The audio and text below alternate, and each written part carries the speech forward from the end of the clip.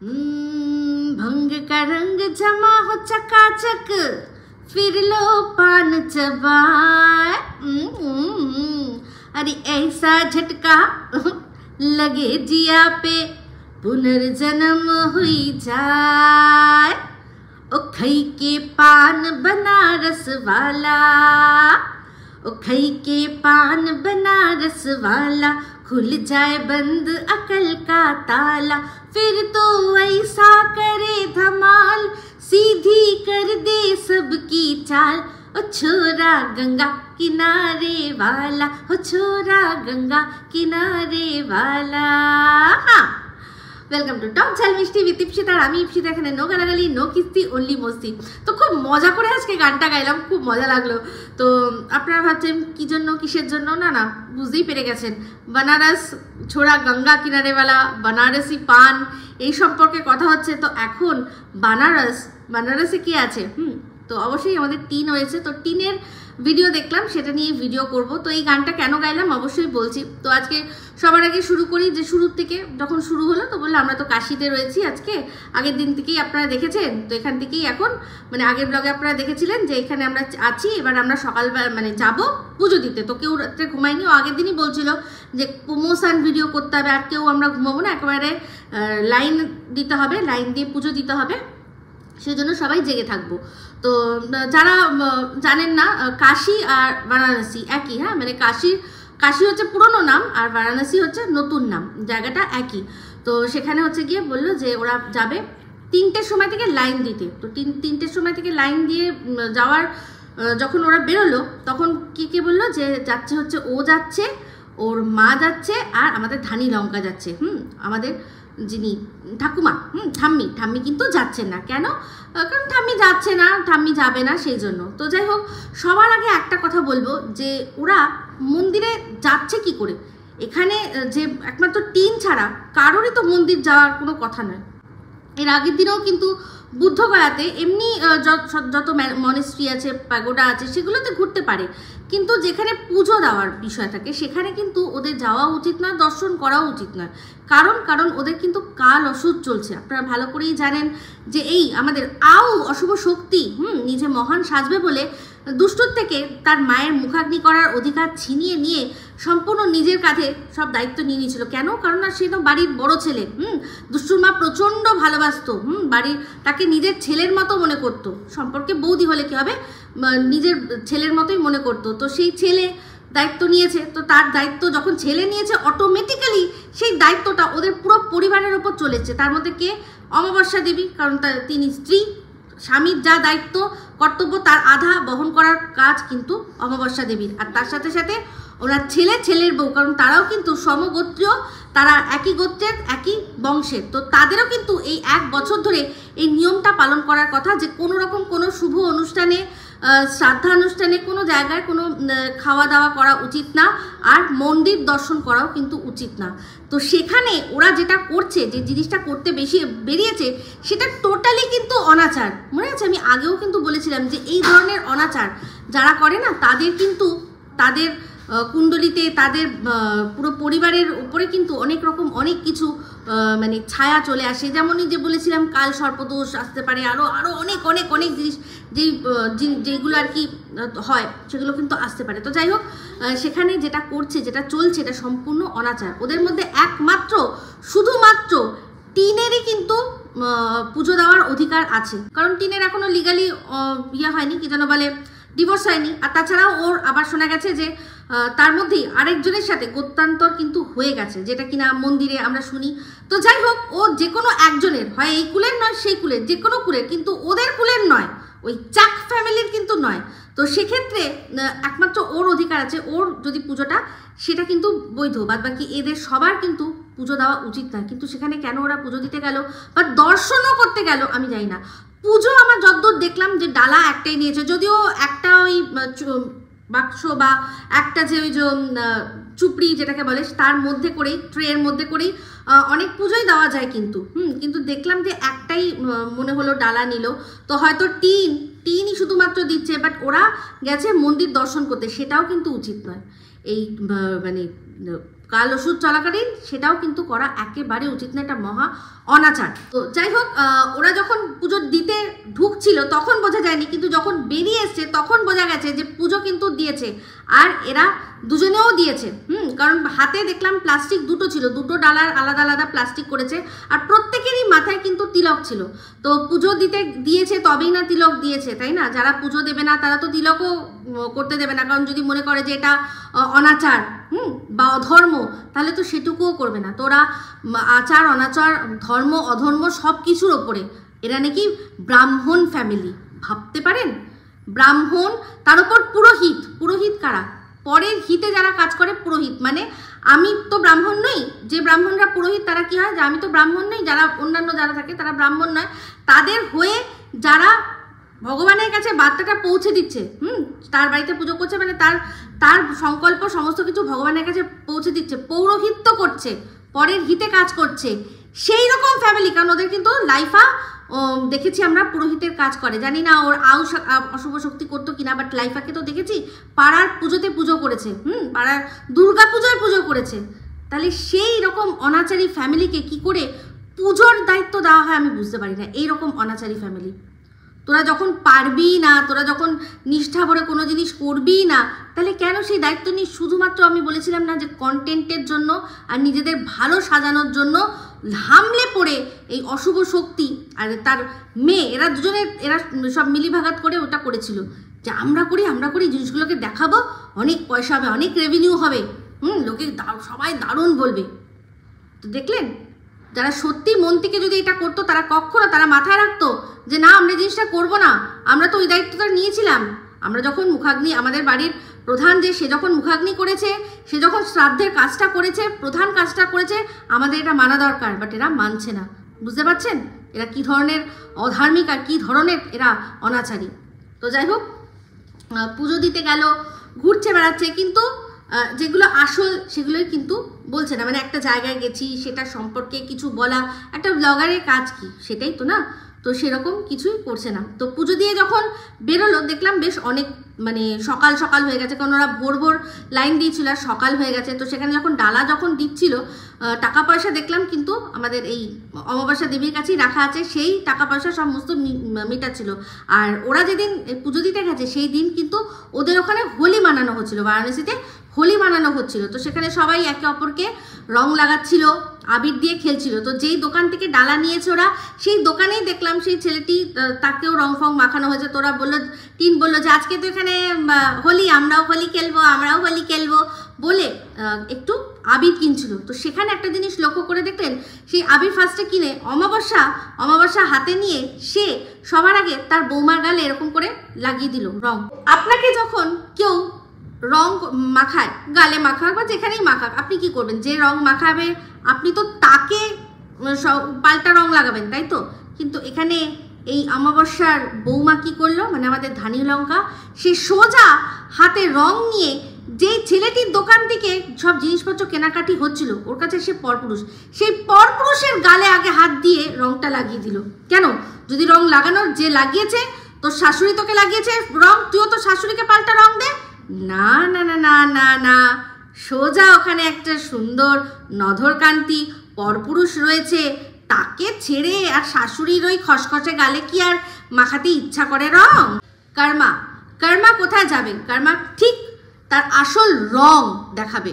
তো দেখছিলাম ধানি লঙ্কা রংটা ছেলেটির গালে এরকম ভাবে রঙ্গ লাগা দে রে মুঝে অঙ্গ লাগা দে রে, এরকম করে পুরো দাঁত বার করে বোঝা যাচ্ছিল, খুব আনন্দ সহকারে গালে রংটা মাখাচ্ছিল। কেন?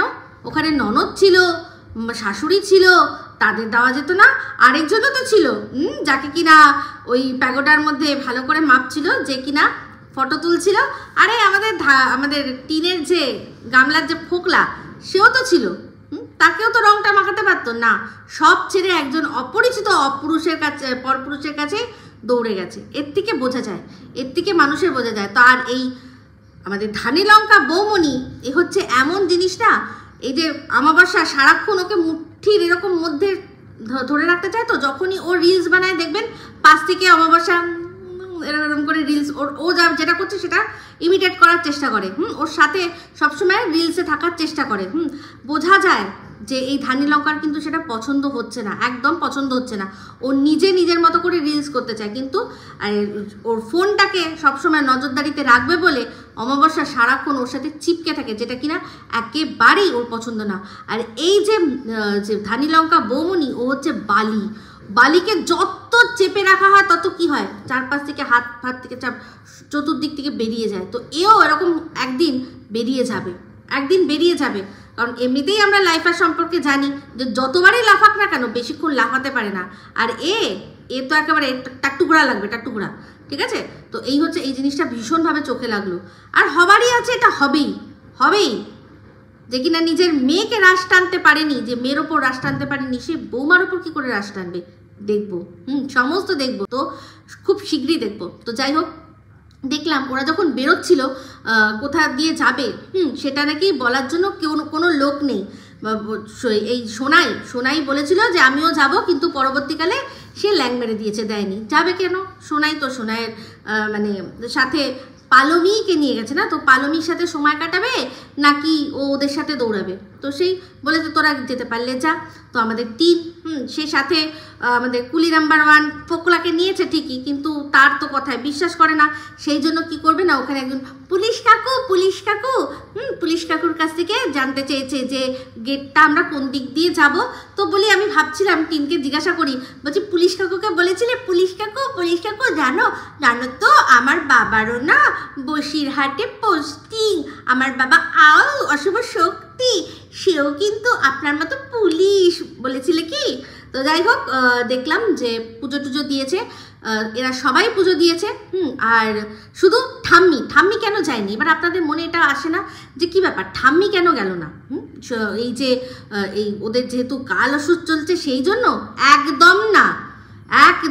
ওই ঘাট থেকে উপরে উঠেছে, সিঁড়ি যে দেখেছে, ওনার তোতেই হয়ে গেছে যে ও বুঝতেই পেরেছে যেখানেই চলবো সেখানেই আমাকে খাড়া সিঁড়ি দিয়ে চলতে হবে, সেই জন্য আর যায়নি। ওদিকে একদম ধারে পাশেই যায়নি, বলেছে যা বাবা তোরা গিয়ে দেখে আয়, আমি যাব না বলে সে যায়নি। আর অন্য কোনো কারণ না, ওই সিঁড়ি ভাঙার ভয় বুড়ি যায়নি, নালে ঠিকই যেত। তো যাই হোক, পুজো দিয়ে তারপর দেখলাম যে ঘুরছে, সব জায়গায় ঘুরছে। তো সেখানে নানা সব প্রত্যেক কটা ঘাট। তো প্রথম দেখলাম যে মণিকর্ণিকা ঘাটের সম্পর্কে তো আগের দিনই বললাম, কিছুই বলতে পারলো না, কারণ জানে না তো বলবে কি, ঠিক আছে। তো মণিকর্ণিকা ঘাট আর সিন্ধিয়া ঘাট এই দুটোর মাঝখান থেকে ওরা ঘোরাঘুরি করছিল। সেখানে দেখলাম রত্নেশ্বর শিব মন্দির সেটা আসলো। যেই মন্দিরটা আপনারা সবাই দেখেছেন, বারাণসীতে একটা মন্দির আছে যেটা কিনা একটু এরকম, যার মাথাটা এরকম বেঁকা, একটু হেলানো, সেই মন্দিরটা, সেটা রত্নেশ্বর শিব মন্দির। হ্যাঁ, সেটা সম্পর্কে একটা গল্পও আছে। সেটা গল্পটা ও তো বলতে পারলো না, কারণ ও জানলে তো বলবে, বাট আমি অবশ্যই আপনাদের সাথে শেয়ার করব। তো সেই মন্দিরটাকে আবার অনেকে বলে হচ্ছে গিয়ে রত্নেশ্বর মন্দির বলে, আর তাছাড়া বলে ঝুকা মন্দির, বারাণসীর ঝুকা মন্দির, আর তাছাড়া বলে কাশী কারবাট মন্দির বলে অনেকে। তো সেই মন্দিরটার সম্পর্কে ও তো বলতে পারলো না, আপনাদেরকে আমি বলি। এটা তৈরি করেছিল রাজা মানসিংহের একজন সেবক, তার মায়ের উদ্দেশ্যে বানিয়েছিল। মানে যদিও এটা শিব মন্দির, কিন্তু মন্দিরটা যখন বানানো হয়েছিল সে তার মা রত্নাবাই, তো সেই রত্নাবাইয়ের উদ্দেশ্যে সে বানিয়েছিল। আর বানিয়ে মানে এতটাই তার ভালো লেগেছিল, গর্বে তার বুক ফুলে উঠেছিল, সে তখন বলেছিল যে এই মন্দিরটা আমি আমার মাকে সমর্পণ করলাম, আমার মায়ের যে ঋণ, সেই মায়ের ঋণ আমি শোধ করে দিলাম, এটা ওনার নামে সমর্পণ করে। আর এই কথাটা বলার পরই নাকি শোনা যায় যে মন্দিরটা আস্তে আস্তে বেঁকে ঝুঁকে যায়। তো তাতে এটাই বোঝা যায় যে মাতৃ ঋণ কখনো শোধ করা যায় না, মা তো মাই হয়, ঠিক আছে। তো যাই হোক, এই টিন ও মা তো অবশ্যই চাইবো যে কৃষাণু দুনিয়ার সবাই ওকে নিয়ে যাই করুক না কেন, যাই আলোচনা করুক, ওকে যে কাঠগড়াই দাঁড়াক না কেন, মানে করুক না কেন, কিন্তু কৃষাণু যেন ভুলে না যায়, আমি এটুকুই চাইবো। হ্যাঁ, প্রশ্ন অবশ্যই সে করবে, কারণ কর্ণও কিন্তু কুন্তিকে প্রশ্ন করেছিল, সেই প্রশ্ন করবে অনেক বড় হয়ে, কিন্তু নিন্দা করবে না। এই যে আর মাকে কখনো সম্পূর্ণভাবে ভুলে যাবে না, তা সে যে জন্ম দিয়েছে সেটাই অনেক। এইটার জন্যই বলছি, এই যে রুমালি দেখলেন, সমস্ত মানে যত অপরিচিত লোক তাদেরকে পর্যন্ত ডেকেছে, শুধুমাত্র তার মা বাবা তার ভাই তার স্থান হয়নি। এদিকে সন্দীপ কিন্তু দিদিমার সমস্ত কাজ একেবারে পুঙ্খানুপুঙ্খ মামাদের প্রতি যে কর্তব্য সেটাও কিন্তু পূরণ করেছিল। কিন্তু আজকে এই সন্দীপও তো আরিয়ানের মামা, তো সেই মামাদের কিন্তু অনেক দায়িত্ব কর্তব্য থাকে, সেইটা থেকে সম্পূর্ণ বঞ্চিত করলো। মামাকে ছাড়ো, যে নিজের মাকে অস্বীকার করে তার চেয়ে বড় আর কে হতে পারে, মানে তার চেয়ে বড় পাপিষ্ঠার কে হতে পারে? এ হচ্ছে সেই রকম জিনিস।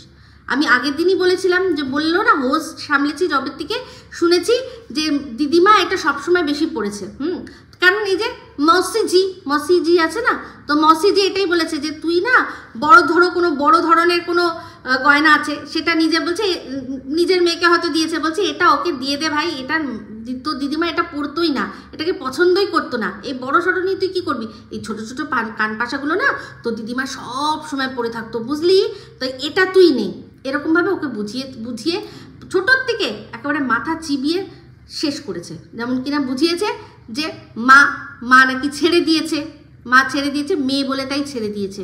তার সত্ত্বেও কিন্তু মামার বাপের বাড়িতে যেত, তাদের সাথে দিন রাত ভিডিও করেছে, সেগুলোকে বেচেছে, যাকে বলে ওদের ভাষায় বেচা, যেটা বেচেছে, সমস্ত কিছু করেছে। তার সাথে আজকে এত বড় একটা দিন সেখানে ওই ডিসাইড করলো ছেলে বাচ্চাটাকে তো দেখে মনে হয় সারাক্ষণ খুব মানে ভয় থাকে, মায়ের ভয় থাকে। সে একটা যথেষ্ট বড় হয়েছে, তার কাছে তো আমার মনে হয় না কোনো রকম কোনো একটা অ্যাডভাইসও চেয়েছে যে কি তোমার তো এত বড় একটা জীবনের পদক্ষেপ, তোমার তো নতুন জন্ম হতে চলেছে, তুমি কি চাও ওইখান থেকে বাতকুলা থেকে তোমার সিসিটিভি মামা আসুক বা নানিমা আসুক বা দাদু আসুক, তুমি কি চাও? একবারও হয়তো জিজ্ঞাসাও করেনি। ও সমস্তটা নিজের ইচ্ছায় ছড়ি ঘোরায়, দেখেই বোঝা যায়। তো যাই হোক, ছেড়ে দিন ওর কথা। এবার যেহেতু এই কথাটা উঠলো, তাই জন্য মাতৃ ঋণের কথা উঠলো, সেই জন্যই ভালো চাই, সবসময় ভালো বুদ্ধিই দেবো। তাই কৃষাণুকেও এই ভালো বুদ্ধিটাই দেবো যে দুনিয়ায় যেই যাই বলুক, তুমি যখন সময় আসবে তখন তুমি তোমার মাকে প্রশ্ন করবে, কিন্তু মায়ের প্রতি ঘৃণা বা কিছু বা জাজ করতে যাবে না, তার কাছে প্রশ্ন তুমি করতেই পারো। আমি সবসময় সেটাই বলবো। আর এই রুমালি, ওকে আর বলার কিচ্ছু নেই, যে মাকে অস্বীকার করে তার চেয়ে বড় পাপিষ্ঠার দুনিয়ায় নেই। তো যাই হোক, তারপর দেখলাম যে ওরা সব জায়গায় ঘুরলো টুরলো। মন্দির সম্পর্কে আপনাদের বললাম, এই মন্দিরটা কিন্তু একটা সময় এরকম ছিল, সব সময় জলের তলায় থাকতো। আপনারা যারা ইউফোরিয়া ভিডিও দেখেছেন, ইউফোরিয়ার RM এর ধড়কন আরে গানটা দেখেছেন, তারা দেখবেন এই যে মন্দিরটার চূড়া থেকেই কতগুলো বাচ্চা ঝাঁপ দিত। একটা সময় যে জলের স্তরটা ছিল কাশী বারাণসীতে, এখন কিন্তু অনেক কমে গেছে। তো এই মন্দিরটা সারা বছরই বেশিরভাগ সময় জলের তলায় থাকতো। তো যাই হোক, চলে আসি। তারপর দেখলাম ওরা মণিকর্ণিকা ঘাটের পর থেকে তারপর ওরা রুমে আসলো। তো রুমে এসে এবার দেখলাম যাক একটু ভালো লাগলো দেখে, যে চানা আলু আর তার সাথে একটু ছোট ছোট করে পনির কেটে পনিরের তরকারি দিয়ে লুচি দিয়েছে। তো সেগুলো খাওয়া দাওয়া হলো। আমি শুধু অবাক হয়ে যাচ্ছি যে ওরা বারাণসীতে গেছে, আর বারাণসীতে এত ফেমাস যেটা, সেগুলোই ওদেরকে একটাও খেতে দেখছি না। যেমন চা, বারাণসীতে একেবারে মানে পুরো দুধের চা, ফুটিয়ে ওরা পুরো পিওর দুধ দিয়ে যে চাটা করে, হেভি টেস্টি হয়। আর সেটা খেলে মানে যাদের দুধ চায় অম্বল হয় তাদেরও পর্যন্ত হবে না, কারণ এটা আমি নিজে এক্সপিরিয়েন্স করেছি। হ্যাঁ, এত সুন্দর চা করে। বারাণসীতে গিয়ে বারাণসীর পান এতটা ফেমাস দেখলাম না খেতে। কারণ যদি খেত তাহলে এই ভিডিওর মধ্যেই কিন্তু চলে আসতো। তো যাই হোক, ওই খাওয়া দাওয়ার পর তারপর ওরা প্রচণ্ডভাবে ঘুমিয়েছে। ঘুম থেকে উঠে তারপর বেরিয়েছে কোথায় না, যাবে হচ্ছে গিয়ে গঙ্গা আরতি দেখতে। তো গঙ্গা আরতি দেখতে গেল। প্রথমে যখন গেল তখন সবাই একসাথেই বেরোলো, শুধু ঠাম্মি বেরোয়নি, বাদ বাকি ওরা সবাই বেরোলো। তো সেখান থেকে ঘাটে গেল। তো সেই ঘাটে ওদের ওখানে গিয়ে ওকে বলেছিল মনে হয় দশাশ্বমেধ ঘাট আছে, সেই ঘাটে গেলে আপনারা গঙ্গা আরতি দেখতে পারবেন, তার জন্য আপনাদেরকে একটা বোট হায়ার করতে হবে। তো সেটাও কি ঘাট তো বলতে পারলো না। তো যাই হোক, সেখানেও দেখলাম একটা জিনিস দেখলাম, ভালো সময় ওরা গেছে, বেশ সুন্দর লাগছিল। যে ওই যে হোলি খেলছিল সবাই, ওই ডামরু নিয়ে সব ঘুরছিল, বললো এটা ডুগডুগি, হ্যাঁ ডুগডুগি বাজাচ্ছিল সবাই। তো সেখানে গেল। তারপর হঠাৎ করেই দেখলাম সেখান থেকে কাট টু একটা সিন দেখালো, যে ও বোটের মধ্যে, বললো যে এই বোটে করে যেতে হবে, গিয়ে গঙ্গা আরতি দেখতে হবে। তো সেখানে বললো মা যাবে না, বৌদি যাবে না। মা বৌদি যাবে না, আমি যাচ্ছি, সোনাই যাচ্ছে, আর সোনাইয়ের যে পালুমি সেও গেছে সাথে করে, আর তার সাথে অবশ্যই আরেকজন তো আছেই যে কিনা অদৃশ্য। হ্যাঁ, আমি শুধু ভাবি অদৃশ্য হলে কি হবে, কিন্তু যখন থেকে আমি বলেছি না পোকলা হে দম, তারপর থেকে মাঝে মাঝে কিন্তু ওর গলা শোনা যাচ্ছে, ওর আওয়াজ কণ্ঠস্বর আমরা শুনতে পাচ্ছি, কিন্তু টিন যখনই ক্যামেরা এমনভাবেই ধরছে কোনোভাবেই যাতে ও না আসে সেরকম ব্যবস্থা ও সুনিশ্চিত করছে। আর ওর তো দম নেই, ওর তো ক্ষমতা নেই বলার যে হ্যাঁ আমি আছি, তাহলে তো আর কি বলবো, ভালো করেই জানে ফেসে যাবে। তো ভাবুন, নিজের ইষ্ট, যাকে ও বলে নিজের ইষ্ট, তার জায়গায় গেছে, সেখানে পুজো দিয়েছে, মানে অভাগা কি যে সে দেখাতে পারছে না। ছি ছি ছি, এরকম ভক্ত আমি বাপের জন্মে দেখিনি। নিজেকে না আর মহাদেবের ভক্ত বলিস না রে, চোরটা কোথাকার একটা, কবিতা চোর। ছি, তোর লজ্জা করে না?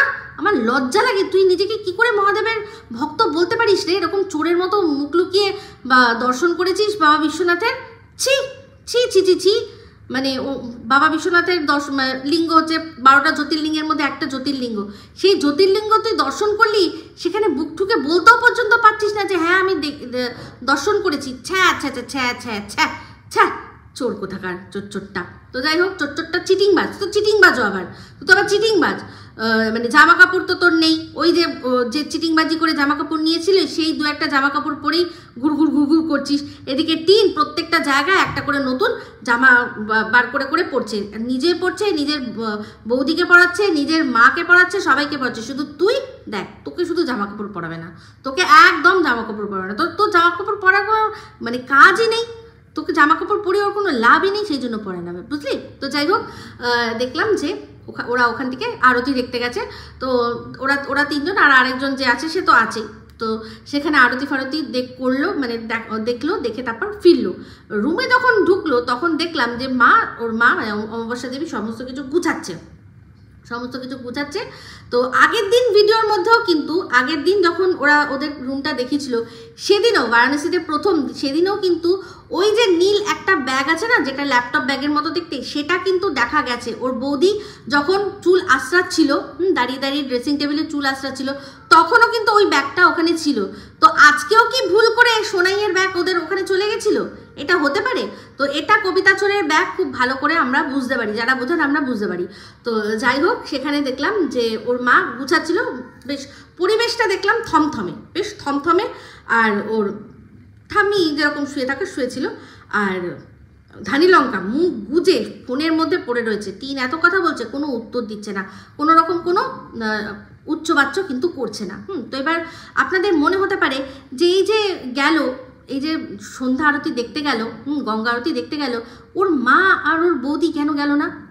তার কারণটা হচ্ছে গিয়ে যে এই যে বোটে করে গেল, পার হেড হিসেবে কিন্তু তারা সেটা আলাদা চার্জ করে, আর সেটা কিন্তু কখনোই এই ট্যুরের মধ্যে যুক্ত নয়। এটা সম্পূর্ণ তুমি যেখানে যেখানে যাবে, যেমন আগের বার ওই গয়াতে গিয়ে ওদেরকে অটো ভাড়া করতে হয়েছিল 800 টাকা করে, এটাও কিন্তু তেমনি। তো পার্সোনাল বোট যদি আপনারা নেন, সেক্ষেত্রে ওরা অনেক টাকা চায়।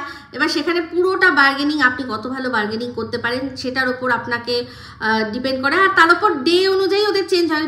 যেদিন দেখা যায় অনেক বেশি ট্যুরিস্ট আছে, সেদিন হয়তো ওরা জানেই যে না এরা তো নেবেই নেবে, সেই জন্য ওরা কম বেশি করতে চায় না। এগুলো সম্পূর্ণ ডে টু ডে ভ্যারি করে। তো আমরা যেদিন গেছিলাম, আমরা যখন গেছিলাম, আমরা তখন 1000 টাকা দিয়েই গেছিলাম। 80 ঘাট থেকে গেছিলাম, পুরো মন্দিরের ওখানে একটা ঘাটে নেমেছিলাম, নেমে দর্শন করেছিলাম, আবার সেই ঘাটে করে আমরা তারপর হরিশ্চন্দ্র ঘাটে নেমে, ওটাও কিন্তু আরেকটা, ওখানেও কিন্তু শ্মশান একটা, রাজা হরিশ্চন্দ্রের যেখানে ওটা কথিত আছে, তো ওইখানে নেমে তারপর ওখান থেকে আমরা রাস্তা ধরে ফিরেছিলাম। তো যাই হোক, এটাই হচ্ছে বক্তব্য। এইগুলো কিন্তু, আর টিনরা যেটা গেল সেটা কিন্তু পার হেড, ওই যে এক একটা চেয়ার, ওই এক একটা চেয়ারের জন্য কিন্তু ওরা বেশ ভালোই হয়তো চার্জ করবে। এবার আমি জানি না কত টাকা, বাট চার্জ করবে। তো সেটার জন্য তাহলে মায়ের জন্য, বৌদির জন্য আলাদা করে কিন্তু টিনকে টাকা দিতে হবে। তো সেটা হয়তো টিনই বা কেন দেবে, আর সব কিছুই তো দিয়েছে, আর ওরাও হয়তো ভেবেছে যে না আমরা যাব না, আমরা দেখবো না, এই টাকাটার দরকার নেই, খরচা করার দরকার নেই, তোরা ভিডিও করবি, যা তোরা গিয়ে দেখে আয়, তোরা দেখেও আয়, ভিডিও করে আয়, ভিডিওর মধ্যেই দেখবো। এটা হয়তো অমাবস্যা দেবীই বলেছে। আর যাই হোক, বাট এই ধানি লঙ্কা, তার তো সব জায়গায় যাওয়া চাই। তো তাতে দেখলাম যে ওর কিন্তু মুখ ভার হয়ে গেছে, সেটা অবশ্যই অমাবস্যা দেবীও বুঝেছে, সেই জন্যই কিন্তু পরিবেশটা বেশ থমথমে। তো যাই হোক, এটাই হয়ে গেল ওদের ঘোরা। বারাণসী ঘোরা কিন্তু বন্ধ। তো না হি ওরা বারাণসীতে যেটা খুব ফেমাস চাট সেটাও খেলো না, চা এত ভালোবাসে ওখানকার, চা এত বিখ্যাত সেটাও খেলো না, আর বানারসি পান সেটাও কিন্তু খেলো না। সেই জন্যই গানটা আমি আজকে গেয়েছিলাম, এই গানটা গেয়েছিলাম। তো যাই হোক, করলো পুরো মানে মহাদেব কি নগরী বারাণসীতে গিয়ে পুরোটা আপাদ মস্তক শুধুমাত্র অধর্ম অনাচার এইগুলোই করলো। ভীষণভাবে বাজে লেগেছে আমার এই জিনিসটা। নাই যেতে পারতো। তো যাই হোক, প্রথম যখন জামা কাপড় গুছাচ্ছিল অমাবস্যা দেবী তখনকার আর মুখটা, আর যখন একদম শেষে টিন আর কি ওই গঙ্গা আরতি দেখে ফিরলো, তখন দুটো যদি ট্যালি করেন তাহলেই বুঝবেন অমাবস্যা দেবী আর এই ধানী লঙ্কা দুজনেরই কিন্তু মুখ পুরো চুন হয়েছিল। ওরা যেহেতু যেতে পারেনি তার জন্য। আর আমরা যখন প্রথম দেখেছিলাম যে গঙ্গা আরতির কথা, তখন এই ধানী লঙ্কাই বলেছিল নৌকা করে যেতে হবে, মনে হয় নৌকা করে যেতে হবে, কারণ বোঝা যাচ্ছিল ওর খুব ইচ্ছে যাওয়ার, কিন্তু যেতে পারলো না কারণ শাশুড়ি বলেছে না, আর যেতে গেলে তো পয়সা দিতে লাগবে। তো পরবর্তীকালে শুনলাম টিন বলল যে পার হেড 100 টাকা করে নিয়েছে। আমি বলেছিলাম না ওখানে ওই পার চেয়ারের জন্য একটা ওরা চার্জ বরাদ্দ করে, তো পার হেড 100 টাকা। তার মানে যদি যেতে হতো তাহলে অবশ্যই অমাবস্যা দেবীকেও যেতে হতো, কারণ উনি নিশ্চয়ই একা একা হোটেলে ফিরে যেতে পারতেন না। তাহলে কত টাকা দিতে হতো? টিনকে 400 টাকা। সেখানে এখন টিন কত টাকা দিয়েছে? অবশ্যই 200 টাকা, কারণ সাথে তো ওর ক্যামেরাম্যান মুটে কুলি চোর ছ্যাচোর ফোকলা তো ছিলই। তো সেই জন্য 200 টাকায় হয়ে গেল, ওরা নিতে গেলে আরও 200 টাকা এক্সট্রা লাগতো। তো ট্রিক্স করে এই অমাবস্যা দেবী নিজেও গেল না আর বৌমাকেও যেতে দিল না। তো যাই হোক, সে তো আজকের দিনের জন্য বেশ মজা করে নিয়েছে। তো আজকে আরেকটা কথাও দেখলাম যে বারবার তো আমাকে উত্তর দেয়, তো আজকেও আবার দেখলাম যে চার্জারটা দেখালো, দেখিয়ে বললো যে এই চার্জারটা ঠাম্মির ফোনটা কি যে হয়েছে না, সারাক্ষণ শুধু চার্জে রাখে। ওর ঠাম্মিও হাসলো সে কথাটা শুনে হাসলো। তো যাই হোক, বললো যে হ্যাঁ ফ্রিকা পেয়েছে তো তাই জন্য কারেন্ট দিয়ে নিয়েছে। না ফ্রির এখানে কোনো ব্যাপার না, যেই চার্জটা দিয়েছো তোমরা ঘুরতে যাওয়া তার মধ্যে হোটেলের চার্জও রয়েছে। তো ওই হোটেলে তোমাদের ফ্রিতে বা মাগনায় থাকতে দিয়েছে কি? আমার মনে হয় নয়, অবশ্যই ওর জন্য চার্জেস দিয়েছে। তো যাই হোক, দেখলাম যে সব ওরা বারবার শুধু একটাই কথা বলছে, ঘুমিয়ে নিচ্ছি, কারণ ওই বাসে তো ঘুম হচ্ছে না, বাসে তো নাচানাচি করতে করতে আসছে, বাসে ঘুম হচ্ছে না, তাই জন্য যতটা পারছে ঘুমিয়ে নিচ্ছে। যেখানে যে স্পটে গেছে ঘুরতে সেগুলো না ঘুরে শুধুমাত্র ঘুমিয়ে নিচ্ছে। তো যাই হোক, দেখলাম যে এখানকার সফর মানে বারাণসীর সফর ওদের শেষ হয়ে গেল, ব্যাগপত্র গুছিয়ে ওরা এবার বাসে উঠবে। তো তারপর আমরা ভালো করেই জানি, টিন আমার বলে আমরা এরপর কোথায় যাচ্ছি সেটা তোমাদের পরের ব্লগে বলে দেবো। অ্যাজ ইফকে আমরা বসে আছি, ও কতক্ষণে বলবে আর আমরা ততক্ষণে জানবো। আমি সবাইকে অনেক আগে, ও বলার অনেক আগে সবাইকে জানিয়ে দিচ্ছি ও কোথায় যাচ্ছে, কত দিনের জন্য যাচ্ছে, সমস্তটা পুঙ্খানুপুঙ্খ জানিয়ে দিয়েছি, ঠিক আছে? তো ওর আর আমাদের আর ওকে লাগবে না জানতে, মানে জানানোর জন্য অপেক্ষা করতে হবে না যে ও কোথায় যাচ্ছে। আমরা সবাই জানি এবার ওরা যাচ্ছে অযোধ্যায় রামলালার দর্শন করতে। তো যাই হোক, ভিডিওটা যেহেতু এখানেই শেষ হলো, তো আমিও ভিডিওটা এখানেই এন্ড করছি। যদি ভালো লাগে তাহলে অবশ্যই লাইক শেয়ার কমেন্ট করতে ভুলবেন না। যারা চ্যানেলটা সাবস্ক্রাইব করেননি তারা সাবস্ক্রাইব করে নেবেন। সবাই ভালো থাকবেন, সুস্থ থাকবেন। আবার আসছি খুব শীঘ্রই একটা নতুন ভিডিও নিয়ে। তুমি Ipsita signing off. Love you all.